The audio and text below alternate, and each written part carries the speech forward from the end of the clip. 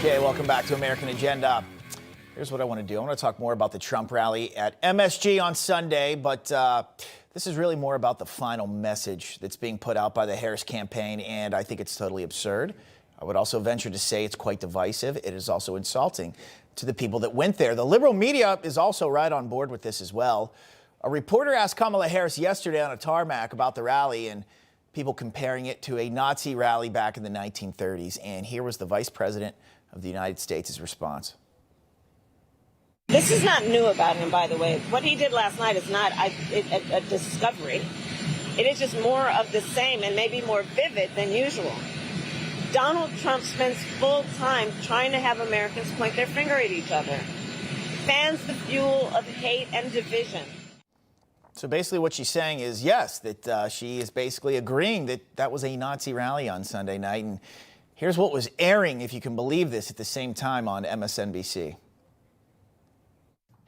But that jamboree happening right now, you see it there on your screen, in that place is particularly chilling because in 1939, more than 20,000 supporters of a different fascist leader, Adolf Hitler, packed the garden for a so-called pro-America rally. So you want to know why so many Americans don't take their news organization seriously? Well, that right there was Exhibit A. Look, I was there. What Harris and her surrogates and liberal media are purporting, this final message that Trump is akin to Hitler and he'll tear up the Constitution, it is so cheap. And frankly, it's offensive to half the country or more who clearly support Trump and his message. Like Hillary Clinton in 2016, Harris is getting very close to having a basket of deplorables moment of her own by lumping Trump and his supporters together with fascists and Nazis. That's what they've done. And that rally, everybody, it was nothing more than people from every race and creed who wanted to gather and celebrate their political candidate for president, their political party in the movement, have a good time and go home. And guess what happened, everybody? That's exactly what happened. In fact, there was an Israeli flag hung on the rafters during the rally. Now, explain to me, please, how in the world this is a Nazi rally? I'm going to tell you what's going on. Harris' message on the economy, on the border, on national security, on ending wars, all of it, it clearly is not landing. Because if her message was, she'd be running on that, but instead in the final stretch, she has picked the worst person in history and is now comparing her political opponent to him. As I said last week, Democrats, they always do this when they're desperate. Here's a list to others who they did it to. We showed you last week. President Nixon, President Ford, President Reagan, President George W. Bush, Florida Governor Ron DeSantis, all men who went on to have successful political careers. You see, nothing is new here. And lastly, what I want to talk about, by doing this, don't you trivialize what is most likely the worst event in human history? And I'm not going to give you a history lesson on the Holocaust, but when you sling around the comparisons to Hitler, you better be able to back up your claim, right? Because I haven't seen Trump imprison and murder anyone yet. I haven't seen him prosecute his political opponents yet either. He was already the president once. That never happened. In fact, though, the last time I looked, the only people who have prosecuted their political opponents are members of the Democrat Party under the direction of the Biden-Harris DOJ. So when you sling around the Hitler comparison, you downplay the suffering and genocide of millions of Jewish people and others that they had to endure. And I have a feeling this message being put out by Harris and her team is appalling to millions of Americans right now. Joining me now is the Professor Emeritus at Harvard Law School, Alan Dershowitz. Professor, good to see you.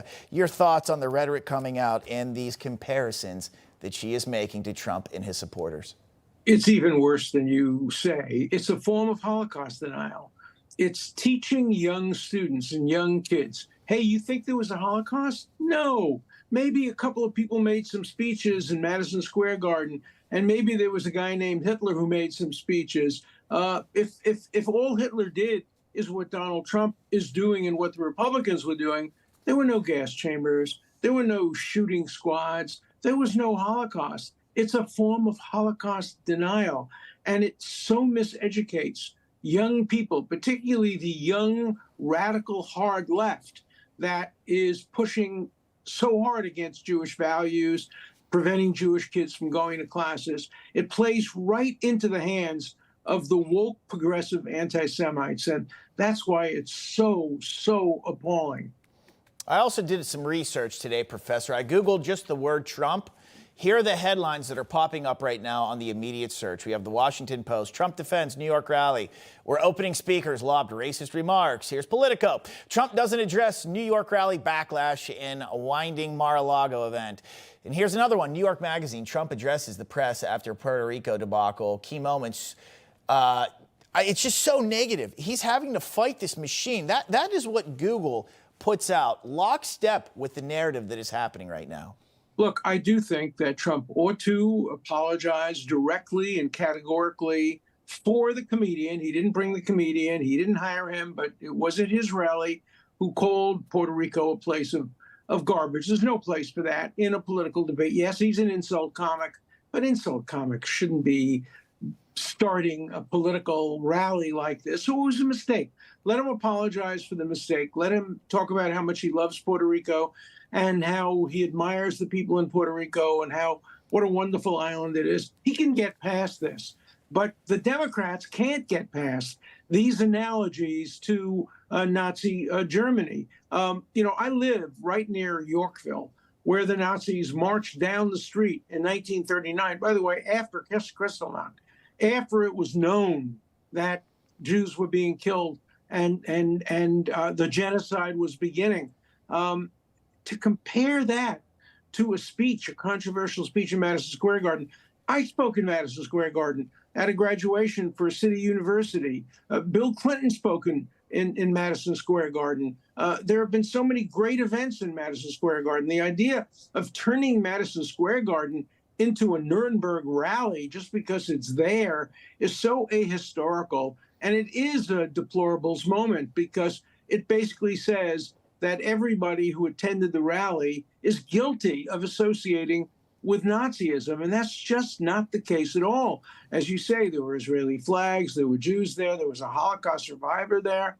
And of course, there were probably some bad people there, as there are at some Democratic rallies too. Any rally will include some people who have nasty views. But I think that what the Democrats are doing, comparing Republicans to Hitler and Nazism and Trump to Hitler, is so much more dangerous and so much more part of this movement toward Holocaust minimization. Anything that is wrong, it's like Nazism. It's like the Holocaust. No, There's nothing like Nazism. There's nothing like the Holocaust. Particularly, we're talking about the late 30s and the 40s when this occurred. We're not talking about the 30s when, there were Nazis. They were blocking kids from going to school. Right. They are akin to, in some ways, some of these young people who are blocking Jewish kids from coming to school. But to compare anybody to Hitler, the latter-day Hitler, the genocidal Hitler, is a form of Holocaust denial and absolutely and categorically wrong. Professor Dershowitz, glad you came on today. I appreciate it. Stop back soon. Doing good. Thanks. Thank you.